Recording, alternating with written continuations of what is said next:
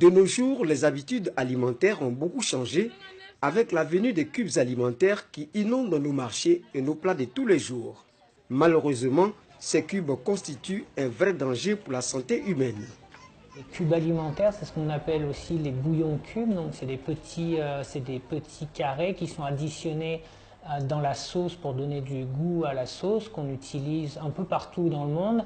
Et c'est vrai qu'aujourd'hui en Afrique et en Inde, ils sont extrêmement utilisés. Ils sont pratiquement devenus un élément constitutif des recettes, ce qui peut poser des problèmes parce que normalement c'est pas du tout prévu pour ça. Normalement c'est prévu pour être un additif, un petit ajout.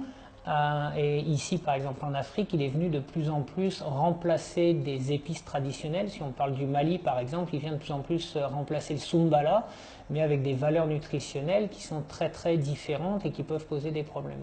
Le principal problème, c'est la quantité de sel qui est très très important.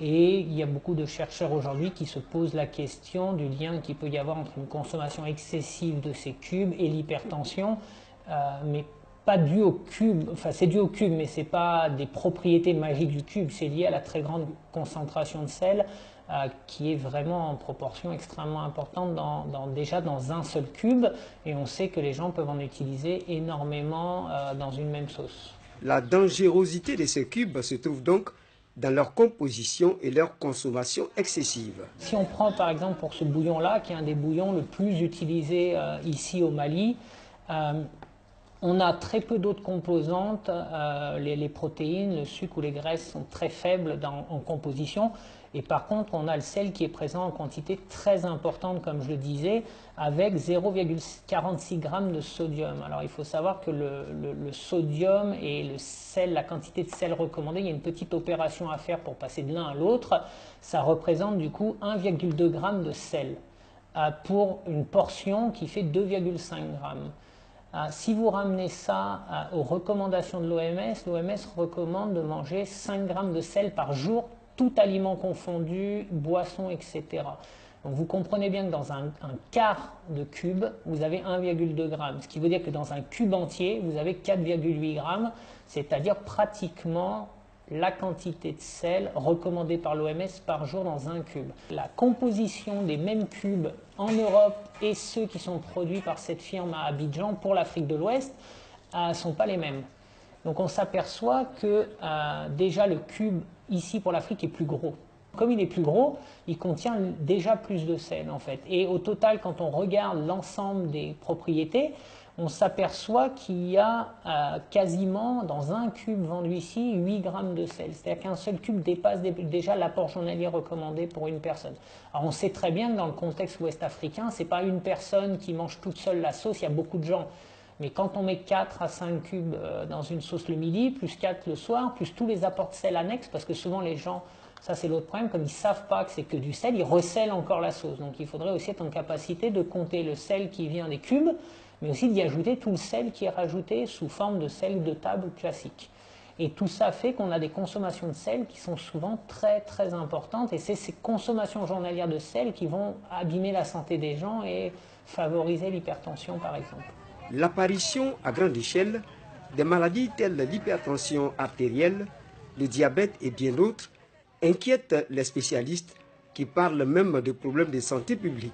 On peut dire aujourd'hui que le diabète et l'hypertension, c'est un vrai problème de santé publique globale au Mali et en Afrique en général, mais le Mali n'est pas épargné. On parle souvent maintenant de pandémie, c'est-à-dire on a un taux de prévalence de diabète, par exemple au Mali, qui varie entre les zones urbaines et rurales entre 3 et 5 %, ce qui est très important. Ça fait plus de potentiellement 200 000 malades, c'est colossal. Et pour l'hypertension, là, c'est encore pire, puisque la prévalence, alors c'est là pour l'hypertension, c'est en population adulte, c'est quasiment un peu plus de 15 % de la population adulte, c'est-à-dire pratiquement un adulte sur 5 qui est hypertendu. Donc on ne peut même plus parler de chiffres alarmants, on peut parler de véritable pandémie. Et c'est ce qui devrait normalement, ce qui n'est pas le cas aujourd'hui, mais qui devrait faire réagir les autorités et les bailleurs de fonds surtout, parce que c'est un investissement qui doit être vraiment massif et rapide, parce qu'on sait que c'est des maladies qui présentent des complications très fortes. Pour le diabète, il y a le pied diabétique qui amène à l'amputation, que ce soit pour le diabète et l'hypertension, l'accident vasculaire, avec des gens qui peuvent rester paralysés. Donc les complications sont très importantes, donc il faut vraiment prendre ce problème à bras le corps très rapidement. Pour les diabétiques et les hypertendus, la consommation de sel doit être restreinte pour les risques, je disais précédemment, pour les risques vasculaires. C'est-à-dire qu'il faut vraiment arriver à réduire cette consommation de sel. Donc là, de nouveau, comme on l'a vu, les bouillons cubes, les cubes alimentaires amènent énormément de sel. Clairement, il va falloir restreindre pour restreindre la quantité de sel.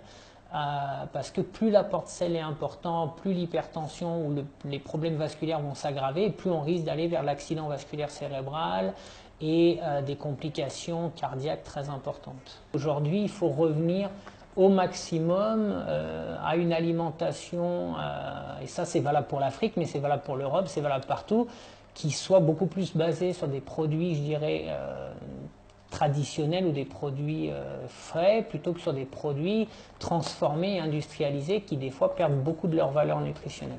Comme quoi manger c'est bien, mais savoir ce qu'on mange pour sa santé, c'est encore mieux. Droit Libre TV, la web télé 100% droits humains, 100% liberté d'expression.